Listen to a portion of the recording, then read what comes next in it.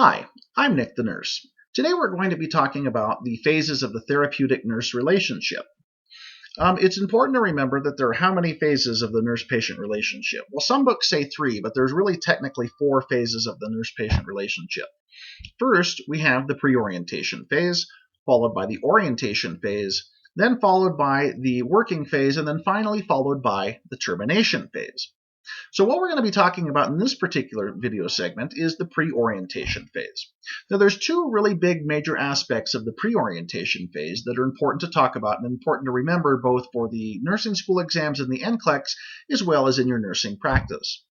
First and most importantly, the pre-orientation phase is before you even see the patient. And for that reason, the big thing you need to watch out for is you need to know as much as you can about that particular patient before even going into their room for the next step, which is the orientation phase.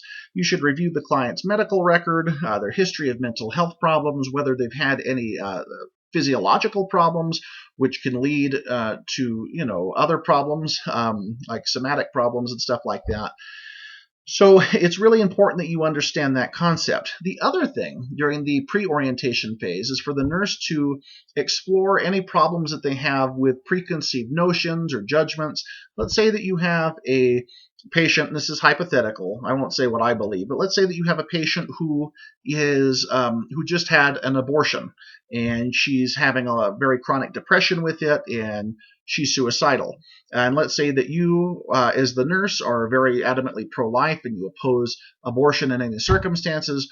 You as the nurse need to examine your feelings, your thought processes, and your beliefs before going in and dealing with this patient. Why?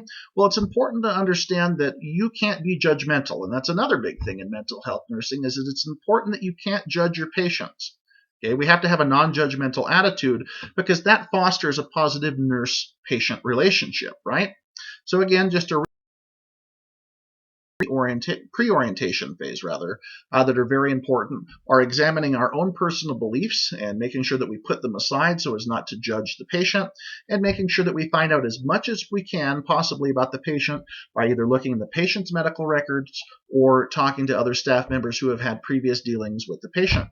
So best of luck on your nursing school exams and on the NCLEX, and we'll see you next time.